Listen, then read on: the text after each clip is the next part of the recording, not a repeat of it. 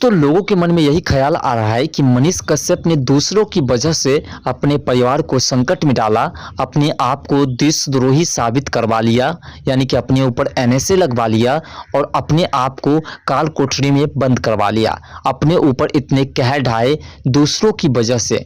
मनीष कश्यप को आखिर अपने जीवन में क्या मिला? दूसरों की मदद करके सिर्फ जेल ही जेल मिली। तो दोस्तों आज के इस वीडियो में इसी मुद्दा पर चर्चा करने वाले हैं और साथ साथ दोस्तों अंत में हम मनीष कश्यप से जुड़ी कुछ विशेष बातें भी बताने वाले हैं। तो वीडियो में एंड तक जरूर बने रहिएगा। और दोस्तों मनीष कश्यप ने अपने जीवन में क्या पाया है इसके बारे में हम आपको डिटेल में समझाने का प्रयास करेंगे। इससे पहले दोस्तों आपको हम एक छोटी सी कहानी सुनाने का प्रयास करेंगे।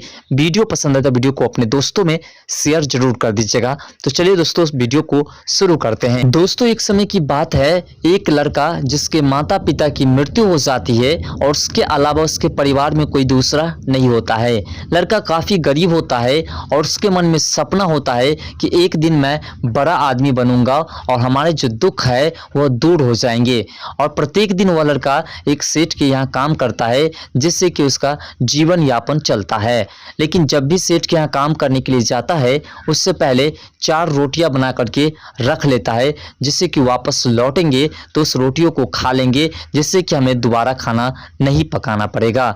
लेकिन प्रत्येक दिन जब वो रोटी बना करके रख देता है तो उसकी एक रोटी गायब हो जाती है जब वापस वह खाने के लिए आता है। प्रत्येक दिन ऐसा ही होता है।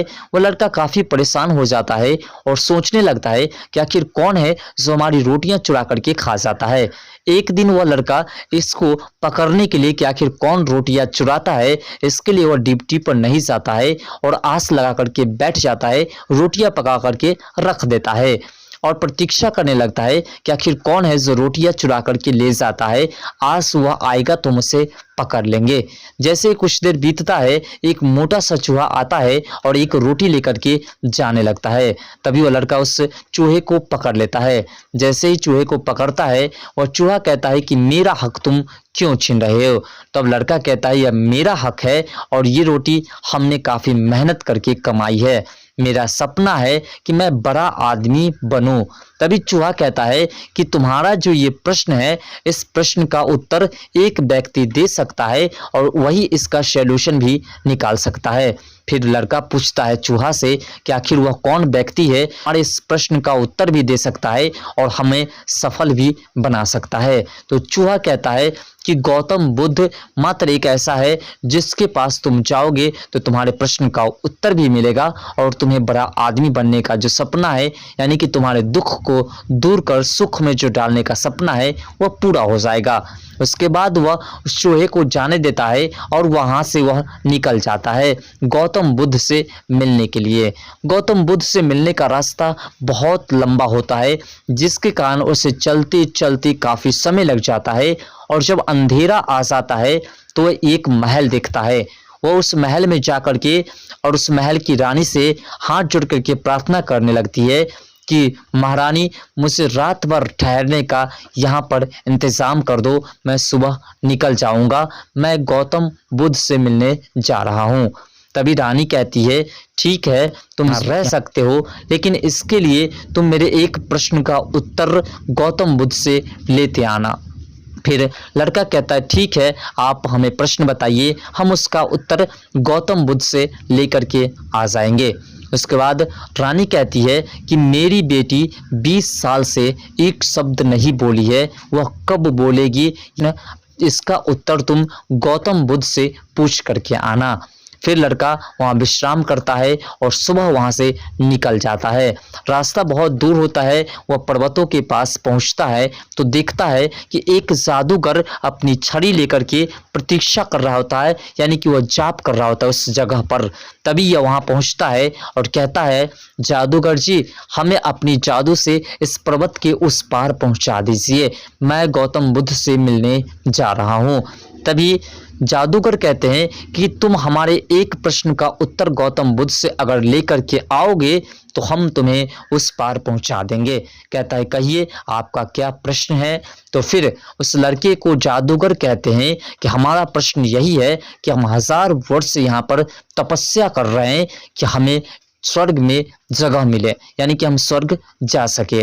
लेकिन अभी तक नहीं मिला। इस प्रश्न का उत्तर लेकर के गौतम बुद्ध से आओ कि आखिर हमें स्वर्ग में कैसे स्थान मिलेगा, हम स्वर्ग कैसे जा पाएंगे। लड़का कहता ठीक है, हम आपके प्रश्न का उत्तर भी लेकर के आएंगे। और फिर उस लड़के को अपनी जादू की वजह से पर्वत के उस पार पहुंचा देता है। अब वह लड़का फिर से मैदानी क्षेत्र होकर के जाने लगता है। कुछ दूर जैसे ही जाता है, एक बड़ी सी नदी आ जाती है। नदी में एक बड़ा सा कछुआ होता है। लड़का उस कछुए के पास जाता है और कहता है तुम अपनी पीठ पर बिठा करके हमें नदी पार करवा दो, हम गौतम बुद्ध से मिलने जा रहे हैं। उसके बाद कछुआ कहता है कि अगर तुम मेरे एक प्रश्न का उत्तर गौतम बुद्ध से लेते आओगे तो हम तुम्हें नदी पार करवा देंगे। फिर कछुआ से वह प्रश्न पूछता है।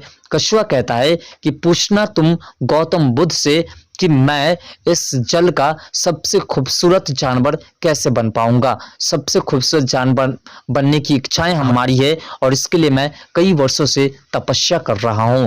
फिर कछुआ की बातें भी मान लेते हैं और कहता ठीक है, हम तुम्हारे प्रश्न का भी उत्तर जरूर लेकर के आएंगे। और उसके बाद वह निकल जाता है। कछुआ उसको उस पार पहुंचा देता है। कछुआ के प्रश्न और महिला के प्रश्न और साथ साथ उस जादूगर के तीनों प्रश्न को लेकर के वह गौतम बुद्ध के आश्रम पहुंच जाता है। वहां पर गौतम बुद्ध अपनी सभा चला रहे होते हैं, अपने बच्चों को शिक्षा दे रहे होते हैं। जब शिक्षा का समय समाप्त हो जाता है तो सभी से कहते हैं कि तुम हमसे 3 प्रश्न कर सकते हो, मात्र 3 प्रश्न। अब यह लड़का चिंता में डूब जाता है कि आखिर 3 ही प्रश्न करना है और हमारे पास तो 3 व्यक्ति के 3 प्रश्न है ही, तो फिर अपने लिए क्या प्रश्न करूंगा। अब वो लड़का सोचने लगता है। जब तक सभी बच्चे प्रश्न कर रहे होते हैं तब तक यह सोचता है कि आखिर मैं क्या करूं। उसके बाद उसको ख्याल आता है कि वह रानी जिसकी बेटी 20 साल से नहीं बोली है वो काफी दुख में है, उसके प्रश्न को मैं कर लेता हूं। उसके बाद फिर ख्याल आया कि जादूगर 1000 वर्ष से तपस्या कर रहा है, उसके भी काफ़ी दुख हैं, उसके प्रश्न को भी कर लेता हूँ। उसके बाद ख्याल आता है कि कछुआ भी कई सालों से यही आस लगाए हुआ है कि एक दिन मैं इस जल का सबसे खूबसूरत जानवर बनूंगा, तो उसके भी काफ़ी दुख हैं। तो तीनों के प्रश्न को ही कर लेता हूँ। अगर तीनों के प्रश्न को कर लेंगे तो शायद हमारा भी उद्धार हो जाएगा। उसके बाद गौतम बुद्ध जी से एक एक प्रश्न का उत्तर पूछनी शुरू कर देते हैं। पहले प्रश्न का उत्तर पूछते हैं कि आखिर उस महिला का जो प्रश्न था जिसकी बेटी 20 वर्ष तक नहीं बोली थी, और दूसरा जादूगर का, और तीसरा कछुआ का। सबसे पहले प्रश्न का उत्तर पूछता है कछुआ का। कछुआ ने हमें से प्रश्न किया कि आप जाकर के गौतम बुद्ध से प्रश्न करना कि मैं जल का सबसे खूबसूरत जानवर कैसे बनूंगा। तो गौतम बुद्ध कहते हैं कि जाकर के कछुआ से कहना कि अपनी जो कवच है उसे उतार दे, उसके बाद वह खूबसूरत जानवर बन जाएगा। फिर दूसरे प्रश्न को करता है कि एक जादूगर 1000 वर्ष से प्रतीक्षा कर रहा है, तपस्या कर रहा है कि उसे स्वर्ग कब मिलेगा। तो गौतम बुद्ध कहता है कि जाकर के कहना उसे जादुई छड़ी को छोड़ दे और वह स्वर्ग में चला जाएगा। उसके बाद तीसरे नंबर प्रश्न जो शुरू का प्रश्न था उस प्रश्न को करता है कि एक रानी है जिसकी बेटी 20 वर्ष से एक शब्द नहीं बोली है, वह कब बोलेगी। तो उसे भी कहते हैं गौतम बुद्ध जी जिस दिन उसकी शादी हो जाएगी उस दिन से वह बोलनी शुरू कर देगी। अब तीनों के प्रश्नों का उत्तर लेकर के वह वापस वहां से लौट जाता है। अपने लिए कोई प्रश्न नहीं करता है क्योंकि 3 के अलावा कोई प्रश्न कर ही नहीं सकते थे। उसके बाद तीनों प्रतीक्षा करते रहते हैं उस लड़के की।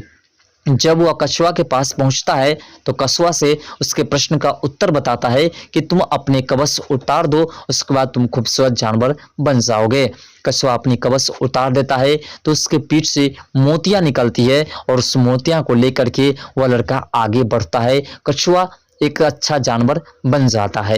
उसके बाद जब वो आगे आता है, पर्वत के पास आता है, तो जादूगर अपनी प्रश्नों के उत्तर के लिए प्रतीक्षा कर रहे होते हैं। लड़का उसके भी प्रश्न का उत्तर बताते हैं कि आप इस जादुई छड़ी को छोड़ दो और आपको स्वर्ग मिल जाएगा। जैसे ही वह छड़ी को छोड़ता है उसे स्वर्ग मिल जाता है और उस छड़ी को उस लड़के को दे देता है। वह लड़का उस छड़ी और मोती को लेकर के आगे बढ़ता है। उसके बाद वह रानी के महल में पहुंचता है। रानी के महल में जब लड़का पहुंचता है तो रानी भी उस लड़के के उस प्रश्न जो दिए थे लड़के को गौतम बुद्ध से पूछने के लिए उस प्रश्न के इंतजार में रहते कि उसका उत्तर हमें मिलेगा। जैसे वो रानी के पास जाता है, रानी से भी उसके प्रश्न का उत्तर बताता है कि जिस दिन आपकी बेटी की शादी हो जाएगी उस दिन आपकी बेटी बोलनी शुरू कर देगी। अब बारी आती है यहाँ से उस लड़के की जिंदगी संवरने की। वह रानी उस लड़के को बिना क्षण गंवाए हुए अपना दामाद स्वीकार कर लेता है और अपनी बेटी से उसकी शादी करवा देते हैं। जैसे ही अपनी बेटी की शादी करवाते हैं, उसकी बेटी कहते हैं कि आप तो वही हो जो रात में ठहरने के लिए मेरी माँ से प्रार्थना की थी और मेरी माँ से कही थी कि मुझे रात भर रहने दो। यानी कि वह लड़की बोलनी भी शुरू कर दी। अब दोस्तों इस कहानी का अर्थ आप समझिए कि उस लड़के ने अपने प्रश्न का उत्तर छोड़ करके अपने प्रश्न को बिना किए हुए तीनों के प्रश्नों को गौतम बुद्ध से किए और उसके बाद लड़के के पास मोती हो गई, जिससे हीरे सोने चांदी आ गए उस मोती के बदले में, और जादुई छड़ी आ गई जिससे उसे ताकत आ गई और उसका परिवार भी बस गया। यानी कि उसका जीवन संवर गया। कब संवरा? जब वह दूसरों के लिए कुछ किया, दूसरों के लिए कष्ट झेला और दूसरों के प्रश्नों का उत्तर लेकर के आया। उसी प्रकार से दोस्तों मनीष कश्यप ने दूसरों के लिए जो काम किया है, दूसरों के लिए जो संघर्ष किया है, दूसरों के लिए जो जेल काट रहा है, दूसरों के लिए जो अपने परिवार को संकट में डाला है और दूसरों के लिए जो अपने ऊपर देशद्रोही का धब्बा लगवा लिया है, इसका परिणाम मनीष कश्यप को बेहतर से बेहतर मिलेगा और मनीष कश्यप एक दिन सबसे सफल इंसान बनेगा और बिहार की गद्दी को छोड़िए पूरे देश की गद्दी पर बैठेगा। एक दिन ऐसा भी समय आएगा। दोस्तों मनीष कश्यप को इसी कहानी की तरह एक दिन आप देखिएगा कि सक्सेस होने का पूरा सामान मिलेगा और मनीष कश्यप एक दिन सक्सेस व्यक्ति बनेगा। दोस्तों ये कहानी आपको कैसी लगी ये तो कमेंट सेक्शन में आप जरूर बताइएगा और वीडियो अगर पसंद आए तो वीडियो को अपने दोस्तों में शेयर भी कर दीजिएगा। अब दोस्तों एक छोटी सी इंफॉर्मेशन आपको बता, दोस्तों मनीष कश्यप से जुड़ी एक खुशखबरी जो हम आपको बताने वाले थे, अब उसे भी आप सुन लीजिए। जैसा कि दोस्तों आपको पता है कि मनीष कश्यप फेक न्यूज प्रसारित करने के मामले में जेल के अंदर है और मनीष कश्यप के ऊपर NSA भी लगा हुआ है और मनीष कश्यप के ऊपर कार्रवाई भी चल रही है। तो अब दोस्तों आपको बता दें कि RJD यानी राष्ट्रीय जनता दल ने अपने फेसबुक पेज पर फेक न्यूज प्रसारित किया है, जिसकी वजह से उसके ऊपर भी कार्रवाई होने की प्रक्रिया शुरू हो रही है और हो सकता है कि उसके ऊपर भी बेहतरीन से बेहतरीन कार्रवाई हो। ये बहुत ही खुशखबरी का समय है मनीष कश्यप के लिए और मनीष कश्यप के समर्थन के लिए और समर्थन करने वाले लोगों के लिए और समर्थक के लिए। तो दोस्तों वीडियो पसंद आए तो वीडियो को अपने दोस्तों में शेयर जरूर कर दीजिएगा और मिलते हैं नेक्स्ट वीडियो के साथ। तब तक के लिए बाय। जय हिंद, जय भारत, जय बिहार, जय मिथिला।